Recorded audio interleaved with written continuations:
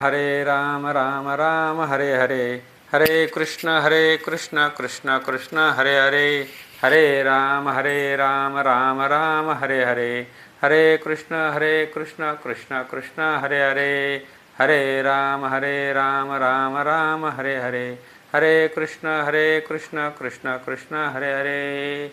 ओम ब्रह्मानंदं परम सुखदं केवलं ज्ञानमूर्ति द्वंद्वातीतं गगनसदृशं तत्त्वमस्यादिलक्षणम् एकं नित्यमन्मचलं सर्वादिसाक्ष्यभूतं भावातीतं त्रिगुणरहितं सद्गुरुं तन्नमामि, सद्गुरुं तन्नमामि. गुरुर्ब्रह्मा गुरुर्विष्णू गुरुर्देवो महेश्वर गुरुर्साक्षात् परब्रह्मं तस्मै श्रीगुरवे नमः. ओम नमो ज्ञानेश्वरा करुणाकरा या दयाळा, तुमचा अनुग्रह लाजलोन पवन झालो चराचरी. मी तो कळाकुसरी काहीच नेनो, बोलतो वचने अतिभाविका. एका जनार्दनी तुमचा दास, त्याची आस पुरवावी. अलंकापुरी पुण्यभूमी पवित्र, तेथे नांदतो ज्ञानराजा सुपुत्र.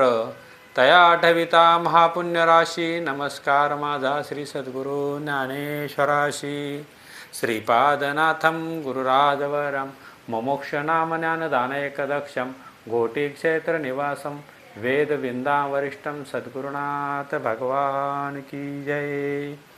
आता माझ्या भावा अंतराय नको देवा, आले भागा ते करीतो तुझे नाम उच्चारितो. दृढ माझे मन येथे राखावे बांधून, तुका म्हणे वाचे वाचे आणि आता नको फुटू देऊ फाटे. या कुंदेत तुषार दवला, या शुभ्र वस्त्रव्रता, या विनावरदंड मंडित करा, या श्वेत पद्मासना, या ब्रह्माच्युत शंकर प्रभूती भी देवा. सदा वंदिता सा मा पातु सरस्वतीं भगवते निशेष जाड्यपहा. नमिला गणपती माऊली शारजा, आता गुरुराजा दंडवत. गुरुराया चरणी ठेविला मस्तक, आपल्या स्तुतीला द्यावी मती. गुरुराया तुझ ऐसा नाही सका, कृपा करुण रंका धरी हाती. तुका म्हणे माता पिता गुरु बंधू, तूच कृपा सिंधू पांडुरंग. सद्गुरु श्रीपाद बाबांकी जय, सद्गुरु रामदास बाबांकी जय. अवधूत चिंतन श्री गुरुदेव दत्त, गोपाल कृष्ण भगवान की जय, सब संतन की जय. आपण तुकाराम महाराज, संत श्रेष्ठ तुकाराम महाराज यांच्या 12 अंतराळीचे अभंग ह्या विषयावर आपण विवेचन करत होतो. आणि ह्या 12 अभंगाच्या पहिल्या अभंगावर आपण मागल्या भागामध्ये विवेचन केलं होतं, त्याचं निरूपण केलं होतं. आणि आता आपण त्याचा पुढला भाग, दुसरा अभंग, ह्या अभंगावर आपण थोडंसं माझ्या अल्पबुद्धीप्रमाणे संतांच्या कृपेने थोडंसं विवेचन करण्याचा प्रयत्न करत आहोत. एक पहिला अभंग झालेला आहे आणि ह्या अभंगाचं रचना करण्याचा तुकाराम महाराजांचा जो उद्देश होता, तो जड जीवाला उद्धार कसा होईल. ह्या अभंग जर रोज नित्यनियमानं जर वाचले, ऐकले, तर त्याची जी पुण्याई ती तुकाराम महाराजांनी शेवटच्या 13 आणि 14व्या अभंगात सांगितलेली आहेत. तर आपण ते मागल्या भागात बघितलं. तरी पण ह्या 12 अभंगाचं काय महत्त्व आहे, विशेष काय महत्त्व आहे, तर हे त्यांनी 13व्या अभंगात सांगितलं. तर ते असं महत्त्व आहे, 5,01,00,000 शेवट 34 सहस्र स्पष्ट सांगितले तुका कथोनिया गेला 12 अभंगाला सोडू नका. हे तुकाराम महाराज जेव्हा वैकुंठाला गेले आणि तेव्हा त्यांनी जे 12 अभंगावरून आपल्या जनसामान्याच्या हितासाठी पाठवले, तर त्यांनी एक विनंती करून, एक प्रार्थना करून सांगितलं की हे तुम्ही अभंगाला सोडू नका. ह्या 12 अभंग खूप महत्त्वाचे आहेत आणि याचं दररोज तुम्ही पठण करा, वाचन करा. सोडू नका तुम्ही सांगितले वर्म, भवपाशी कर्म चुकतील. हे अभंग तुम्ही सोडू नका, तुम्हाला मी याचं वर्म सांगितलं. चुकतील येता येते विठोबाची आण, करा हे पठण जीव भावे हे पठण करा.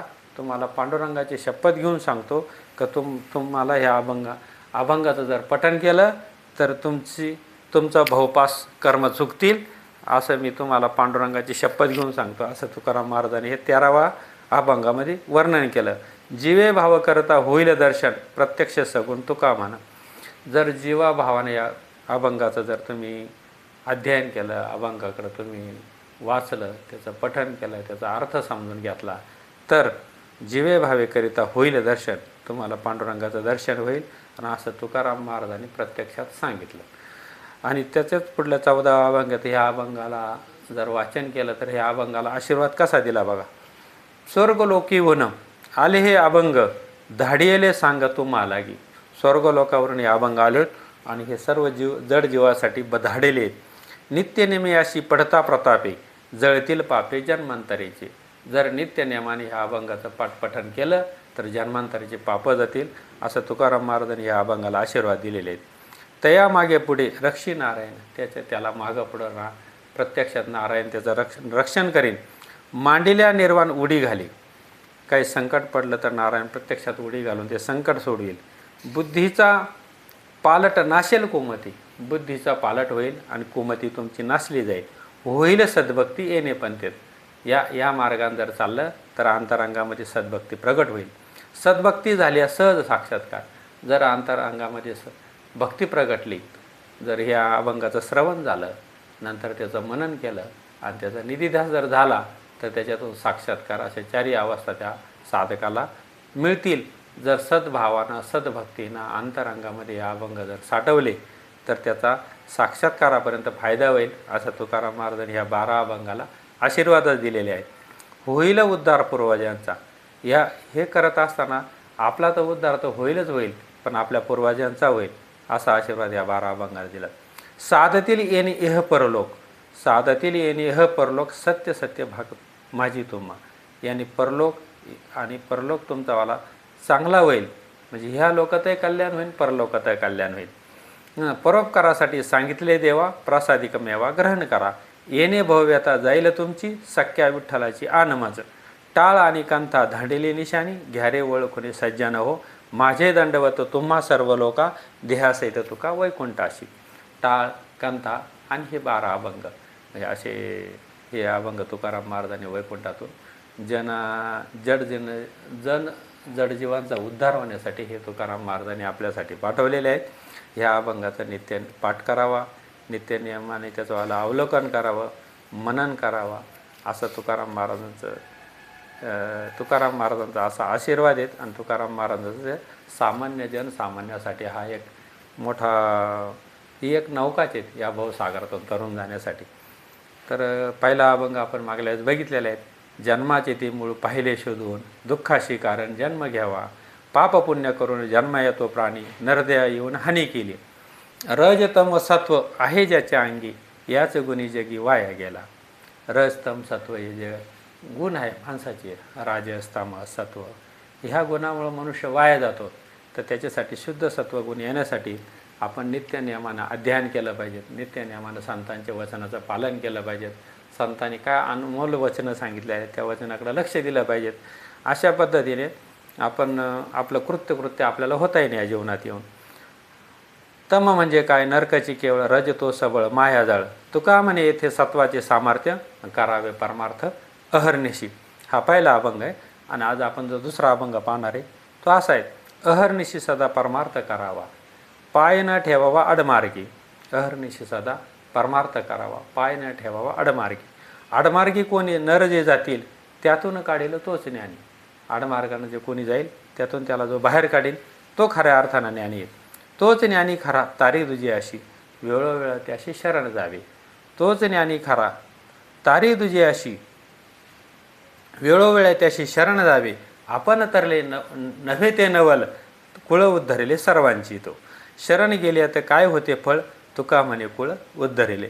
शरण साधू संतांना जर शरण गेलं तर ते काय होईल, तर त्याचं फळ असं आहे का आपले तर कुळं तर उद्धारतील, पण आपल्या 42 कुळांचा उद्धार होईल. आईचे 21 कुळं आणि वडिलांचे 21 कुळं, असं 42 कुळांचा उद्धार होईल, असं तुकाराम महाराजांनी आपल्याला खात्रीनं सांगितलं. आणि ह्या अभंगाच्या मार्फतून आपल्याला खूप अनमोल अशी विचाराची देणगी दिलेली आहे. तर पहिलंच तुकाराम महाराजांनी सांगितलं की अहर्निशी सदा परमार्थ करावा. मग अहर्निशी परमार्थ करण्यासाठी काय केलं पाहिजे, तर विवेकाचा उपयोग केला पाहिजे. का क्षणा हाची करावा विचार, तरावा या पार भवशंद. नाशिवंत देह नाशेल हा जाण, आयुष्य खातो काळ सावधान. संत समागमी धरावी आवडी. मग काय केलं पाहिजे? नाशिवंत देह हा एक ना एक दिवस जाणार आहे. कारण देह देह देह हे काळाचे, धन कुबेराचे, इथे मनुष्याचे काय आहे? काळाचा देह आहे, हा एक ना एक दिवस जाणार आहेत. मग हा आणि दिवसेंदिवस सेकंदानं सेकंद आपल्याला काळ खाता आहेत, आयुष्य खातो काळ. सावधान संत समागमी धरावी आवडी आणि करावी तातडी परमार्थी. तो का म्हणे या लोकेचे व्यवहारे नये डोळे धुर भरून आहेत. तर अशा पद्धतीने तुकाराम महाराजांनी आपल्याला अहर्निशी परमार्थ कसा करावा, आडमार्गी जाऊ नयेत आणि त्याच्यासाठी विवेकाचा कसा उपयोग करावा, तर ह्या गोष्टीचा त्यांनी खूप बारकाईने ह्या गोष्टी सांगितलेल्या आहेत आपल्याला. आणि आडमार्गी आपण ह्या जनराटीमध्ये आल्यानंतर आडमार्गी जाण्याची जास्त शक्यता असते. कारण ग्रंथ पुराणामध्ये आपल्याला वाचून काही गोष्टी कळत नाहीत, त्याच्यासाठी योग्य मार्गदर्शक मिळाला पाहिजेत. तर तुकाराम महाराजांनी हे मार्गदर्शन तुकाराम महाराजांच्या गाथेतून करून ठेवलेले आहेत, त्यांच्या हरिपाठातून करून ठेवलेले आहेत. परत त्यांनी हे 12 अंतरेच्या अभंग लिहिले याच्यातून करून ठेवलेले. तर त्यांनी एका ठिकाणी म्हटलं का आम्ही वैकुंठवासी आलो याच कारणाशी, वर्तावाय ऋषी साच भावे वर्तावाया.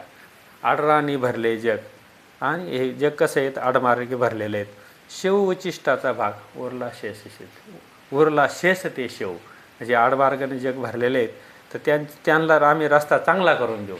झाडू संतांचे मार्ग आडराणी भरले जग, म्हणजे संत ज्या मार्गाने गेले त्या मार्गाने आपण जाऊ. आणि त्या मार्गाने गेल्यानंतर आपल्याला जो रस्ता आहे तो स्वच्छ दिसल आणि आपण इच्छित स्थळाला आपण नक्की पोहोचू. उचिष्टाचा भाग शेष उरला तो शिव, अर्थ लोपले पुराणे नाश केला शब्दज्ञाने. अर्थ हे पुराणामध्ये लोपलेले आहेत आणि त्या अर्थाचा उलगडा सहजासहजी संसारी माणसाला होत नाहीत. तर तो उलगडा आपल्याला एखाद्या संत सज्जनाकडून करून घ्यावा लागतो. आणि तेच आणि ह्या सध्या ह्या कलियुगामध्ये माणसं हा विषय लोभाने ग्रासलेले आहेत. त्याच्यामुळं काय झाले, जे प्रचारक असतात, धर्मप्रचारक असतात, तेही सुद्धा अर्थाच्या मागं लागल्यामुळं जो खरा साधन मार्ग होता ईश्वराकडे जाण्याचा, तो मार्गच त्यांनी खाऊन टाकला. म्हणजे जो रस्त्यानं आपण तिथं पोचत होतो तो रस्त्यामध्येच ते अर्धवटच तो रस्ता सोडून दिला आणि आपण लौकिकाच्या मार्गाने जे प्रचारक बसलेत. आणि त्याच्यामुळं सामान्य माणसाला ह्यो जो ईश्वर तिकडे जायचा मार्ग आहे हा सापडला नाहीत आणि सापडून दिला पण नाहीत. कारण परमार्थ करणं ही गरज आहे असं जोपर्यंत माणसाला वाटत नाहीत तोपर्यंत हे मार्ग सापडत नाहीत. जेव्हा आपल्याला असं खरोखरच अंतःकरणापासून कळवळा निर्माण होतो, खरंच मी कोण आहे, मी कशासाठी आलो आणि माझं येण्याचं प्रयोजन काय, हे जोपर्यंत कळत नाही तोपर्यंत मनुष्य फक्त आला जन्माला, त्याला 10व्या दिवशी 12व्या दिवशी त्याला नामकरण विधी झाला त्याचा, तिथून पुढं त्या नावानं तो ओळखला जाऊ लागला आणि तेच नाव सत्य असं मानून त्याचं वाटचाल चालू झाली. परंतु तो इथं ह्या भूतालावर येण्यापूर्वी, आईच्या पोटात येण्यापूर्वी, वडिलांच्या वीर्यातून येण्यापूर्वी तो नेमकं कुठं होता, तो कोण होता, हे त्याचं कधी तो अवलोकन करत नाहीत. इथं आल्यानंतर शरीराला जे नामकरण झालं तेच नाम त्यांना सत्य असं जाणलं आणि तिथून पुढं त्याचा हा प्रवास सगळा चुकीच्या दिशेत झाला. मग त्याचं नाव काय आहे, खरा तो कोण आहे, हे ओळख करून देण्यासाठी साधू संतांची आवश्यकता असते. आणि त्या मार्गाने आपण जर गेलो तर आजही आपल्याला त्या आपली ओळख आपण आपल्या स्वरूपाची आपल्याला ओळख होते. पण ह्या करताना मग साधू संतांनी काय केलं की ह्या आपल्या रस्त्यानं खूप अडचणी करून ठेवलेल्या आहेत. शरीराचे भोग आहेत, विषय, चंचल मने, अंतःकरण निग्रह होत नाहीत, मन बुद्धी चित्त अहंकार हे वेगवेगळ्या ठिकाणी ओढतात पळतात. आणि मग ह्यांना जे योग्य वळण लावण्याचं जे मार्ग आहेत किंवा लावून देणारे जे अधिकारी वर्ग आहेत तर तो जर योग्य जर भेटला तर मग आपल्याला ह्या जीवनामध्ये सगळं सुखकर गोष्टी प्राप्त होतात. म्हणजे कुठंच अडचणी येत नाहीत आणि आपण योग्य त्या रस्त्यानं जातो. जर मार्गदर्शकच जर चांगला नसला तर मग मात्र आपला मार्ग चुकल्याशिवाय राहणार नाही. मग काय झालं, संतांनी काय सांगितलं की बा अर्थ तुम्ही पुराणं वाचलेत, तुम्ही गाथा वाचल्यात, सर्व वाचलेत, पण त्याचे जे अर्थ जे लोपलेले आहेत त्याच्यामध्ये दडलेले आहेत गुह्य अर्थ, तो जर कळला नाही तर मग काय होईल, शब्दज्ञानी जे लोक आहेत आज रोजी ते शब्दज्ञानी लोक आपला घात करतील. शब्दज्ञानी पुराणे नाश केला शब्दज्ञानी, म्हणजे अशा शब्दज्ञानी लोकांनी आपल्याला घात केलेला आहे आणि तो घात होऊ नये यासाठी साधू संतांनी अट्टहास केला. मग झाडू संतांचे मार्ग आडराणी भरले जग उचिष्टाचा भाग शेष उरला तो शिव. अर्थ लोपले पुराणे नाश केला शब्दज्ञानी विषय लोभी म्हणे आणि हरिप्राप्तीची साधना बुडावली. म्हणजे हरिप्राप्तीकडे जाण्यासाठी जी साधना आहे ती बुडावली. आणि मग ही साधना आपल्याकडून होण्यासाठी आपण संत ग्रंथ आणि पंथ यांच्यावर विश्वास ठेवला पाहिजे. तुकाराम महाराजांनी एवढं अट्टहास करून जे 12 अंतराळीचे अभंग लिहिलेत ते अभंग आपल्याकडून वाचण्यात आलेत, आपल्याकडून ऐकण्यात आलेत. आपण त्याच्यावर संपूर्णपणे श्रद्धा जर ठेवली तर मग मात्र माणसाला ह्याच जीवनामध्ये आपल्याला योग्य वाटचाल योग्य दिशा मिळू शकते. आडमार्गी कोणी जर नर जे जातील त्यातून काढेल तोच ज्ञानी. आडमार्गाने एखादा चालला आणि त्यातून ज्याला जो काढल एखादा संत भेटला तर तो खरा ज्ञानी आहे. तोच ज्ञानी खरा. तारी दुजाशी वेळोवेळी त्याशी शरण जावीत. आणि ह्याचा अर्थ अशी शरण कोणाला जावा का जावा ह्याचा अर्थाची एक ओवी ज्ञानेश्वरीमध्ये का ते ज्ञान पैगा बरवे. जर आपल्याला ते ज्ञान आपल्याला लाभावं असं आपल्याला वाटत असेल तर ते ज्ञान पैगा बरवे मनी हाती आणावे संता या भाजावे सर्वस्वशी. ते ज्ञानाचा कुरटा म्हणजे ते संत जे आहेत ते खरोखर ज्ञानाचं त्यांच्याकडं ज्ञानाचा भरपूर साठा आहे आणि त्या ज्ञानाच्या साठ्यानं ते आपल्यासारख्या मुमुक्ष माणसाला ते आपल्याला ते ज्ञान देऊ शकतात. ते ज्ञानाचा कुरठा ते सेवा हा द्वारवंटा तो स्वाधीन करी सोबटा ओळंगणी तरी तनु मनु जीवे चरणाशी लागावे आणि अगर्व करावे दास्य सका. मग आपण जर असं गर्व न करता असं जर दास्य आपण संतांचं केलं योग्य सत्पुरुष आपल्याला भेटलात तर आपण त्यांचं गर्व न करता अगर्वात करावे दास्य सका. आणि असं जर केलं तर मग अपेक्षित जे आपले पुसले ते सांगितले जेणे अंतकरण गो दिले. मग असं आपल्याला जे अपेक्षित असलं तर ते आपल्याला ते सांगतील जेणेकरून आपलं अंतकरणाला आपल्या अंतकरणाला ते संबोधन करतील, आपल्या अंतकरण ते शुद्ध करतील आणि मग मात्र आपल्याला आपल्या अंतकरणामध्ये कोणतीच शंका राहणार नाहीत. म्हणजे सर्व समाधान आपल्याला तिथं प्राप्त होईल. अशा प्रकारे माऊलीनं हे पण ज्ञानाच्या संदर्भात सांगितलं. आणि इथं तुकाराम महाराजाचं तेच म्हणतात तोच ज्ञानी खरा तारी तुझे अशी वेळोवेळी त्याशी शरण जावे. अशाला शरण जर गेलं तर मग आपल्याला ह्याच जन्मामध्ये आपण कृत्य होतो. म्हणून माऊलीनं ह्याच संदर्भामध्ये ती ओवी आहेत की ते ज्ञान पैगा बरवे मनी आठी आणावे तरी संताया बजावे सर्वस्वाशी. ते ज्ञानाचा कुरुठा ते सेवा हा दरवांटा तो स्वाधीन करी सोबटा ओळंगुनी तरी तनु मनु जीवे चरणाशी लागावे अगर्वत करावे दास्य सकाळ. मग अपेक्षित जे आपुले तेही पुसले सांगितले जेणे अंतकरण बुधिले आणि संकल्पने.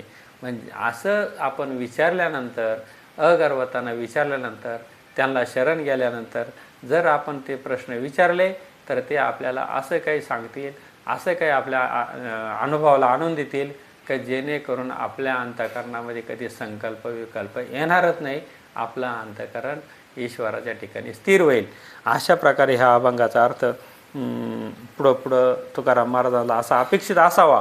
कुळे उद्धरले सर्वांची तो. मग असं जर झालं तर आपण तरले ते नवल काय कुळं उद्धरले सर्वांचे तो. म्हणजे आपण एखादा मुमुक्षु जो उतरला त्याच्यात काही विशेष नाही.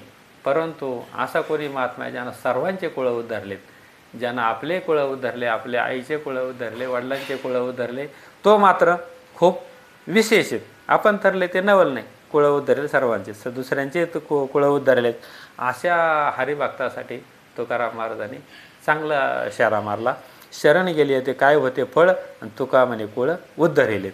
म्हणजे काय होतं जर तुम्ही संतांना शरण गेले सद्गुरूला शरण गेलं तर काय होईल तर आपले कुळांचा उद्धार होईल आणि आपण ह्या जीवनामध्ये आलेलं कृत्य होईल. माऊलीचा एक हरिपाठामध्ये असाच अभंग आहे का जीवाचा उद्धार होण्यासाठी त्रिवेणी संगमी नाना तीर्थ भ्रमी आणि चित्त नाही नामी तरी ते व्यर्थ. त्रिवेणी संगमामध्ये जरी आपण स्नान केलं आणि चित्तामध्ये जर नाम नसलं तर ते व्यर्थ आहेत. नामाशी विन्मुख तो नर पापिया हरिविना दावाया न पवे कोणी.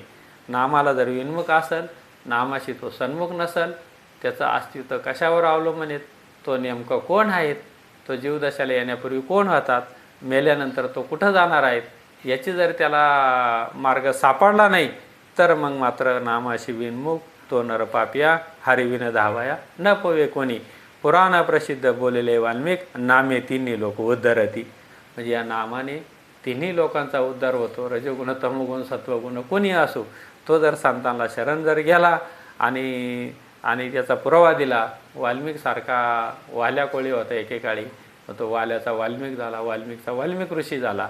हे जशा प्रक्रिया त्याच्या आयुष्यात घडल्या तसे ह्या सद्गुरूकडून संताकडून जर आपण नामचिंतनाचा पाठा घेतला, त्यांच्याकडून अनुग्रह घेतला, त्यांच्याकडून ईश्वराकडे जाण्यासाठी काही मार्ग त्यांनी जो अनुभव घेतला तोच अनुभव त्यांनी आपल्याला जर दिला तर आपलंही वित कल्याण होतं. ज्ञानदेव म्हणे नाम जपा हरीचे आणि परंपरा त्याचे कुळशुद्ध. म्हणजे तिन्ही आपला उद्धारही होतो आणि आपल्या कुळाचाही उद्धार होतो. कारण का? ज्ञानदेव म्हणे नाम जपा हरीचे आणि परंपरा त्याचे कुळशुद्ध. हरीचे नाम जपायला सांगितलं. मग हरी हा कोण आहे? हरी कोणला म्हणतात? माऊली म्हणतात एक हरी आत्मा जीव शिवसम वायात दुर्गम न गाली मन. तर माऊलीनं हरिपाठामध्ये सांगितलं का हरी आणि आत्मा हा एकच आहेत. राम कृष्ण हरी. राम येऊन गेलेत, कृष्ण येऊन गेले. हरी कुठे आहे? तर हरी सर्व व्यापक आहेत. सर्व व्यापक येतो आणि तो नाही अशी कुठे जागाच नाहीत. तो ओतप्रत भरलेला आहे. भरला घनदाट हरी दिसे. तो सगळीकडे भरलेला आहे, त्याची जागाच नाही अशी कळेल. सुईचं टोक जाईल एवढी जागा नाही, एवढा हरी सर्व व्यापक भरलेला आहे. पण तो सर्व व्यापक असलेला हरी आपल्याला कळण्यासाठी आपण साधू संतांच्या मार्गाने गेलं पाहिजेत, ग्रंथ पाहिले पाहिजेत, पंथांचं अनुक्रमण केलं पाहिजेत. आणि हा ग्रंथ पंथ संत ह्या मार्गाने जर गेलं तर आपलं ह्याच जन्मामध्ये नरद्याचं येऊन या नरदा विचारावा सार भजनी मार्ग धीर पै धरावा चंचल चित्ताशी ठेवून ठाई संतांच्या पायी लीन व्हावे. मग तुकाराम महाराज म्हणतात ह्या जगामध्ये नामासारखं कोणतं साधन नाही का त्या साधनानं माणसाचा उद्धार होणार नाहीत. नामाप्रती जगी साधन सोपे नाही. मग तुकाराम महाराजांनी हंकारून सांगितो का नाम घेता राहू नका. तुकाराम महाराजांनी हे आपल्याला छाती ठोकपणे आणि सारखं वारंवार सांगितलं. याचा अर्थ तिथं काहीतरी 100% तिथं काहीतरी महत्त्वाचा आपल्या आयुष्याशी निगडीत असा महत्त्वाचा भाग आहे आणि त्याचा आपण जागरूकतेने विचार केला पाहिजे. शेवटी असं आहे का माणसाचं इंद्रियांची देवता आणि व्यापार हे जर यांचा जर विचार केला तर हे आपल्यापासून पृथक आहे, हे वेगळे आहेत. म्हणजे आपण जेवण करतो, त्याची ती जठराग्नी पचन करतो आणि त्याचा जो आपण व्यापार करतो, खातो, देवता आणि व्यापार असे ज्या 3 गोष्टी आहेत तर ह्या 3 गोष्टी जर विचार केला तर ह्या 3 गोष्टीच्या साक्षी असलेला आपण आहेत. म्हणजे या तिन्ही गोष्टी सगळ्या डोळ्याची देवता आहेत, सूर्यदेवता आहेत, पाहणे आहे त्याचं कर्म आहे, कर्म देवता आणि व्यापार असं जर बघितलं तर प्रत्येक नाकाची देवता आहे, नाकाची देवता अश्विनी आहेत, श्वास घेणं त्याचं काम आहे. परंतु हे तिन्ही जे व्यापार आहेत या व्यापाराच्या पलीकडे जो साक्षी भावन आहे तो ईश्वर आहे आणि तो सर्वत्र ओतप्रोत भरलेला आहे. आणि याच्यासाठी आपण साधू संतांच्या अभंगावर, साधू संतांच्या चिंतनावर, साधू संतांच्या विचारावर जर विश्वास ठेवला तर आपल्या ह्या जन्मामध्ये आपण कृत्य होऊ शकतो, कृत्य व्हायला पाहिजे असं साधू संतांचा मतितार्थ आहेत. आपण आज ह्या तुकाराम महाराजांचे 12 अंतराळीचे अभंग ह्या विषयावर आपण आज थोडंसं निरूपण केलं आणि हा दुसरा अभंग संपलेला आहे. अजून आपल्याला 10 अभंगावर निरूपण करायचं आहे आणि आपण ते टप्प्याटप्प्यानं आपण ते निरूपण पुढं करू. तूर्त आज इथंच आपण थांबू. जय हरी, जय हरी, जय हरी.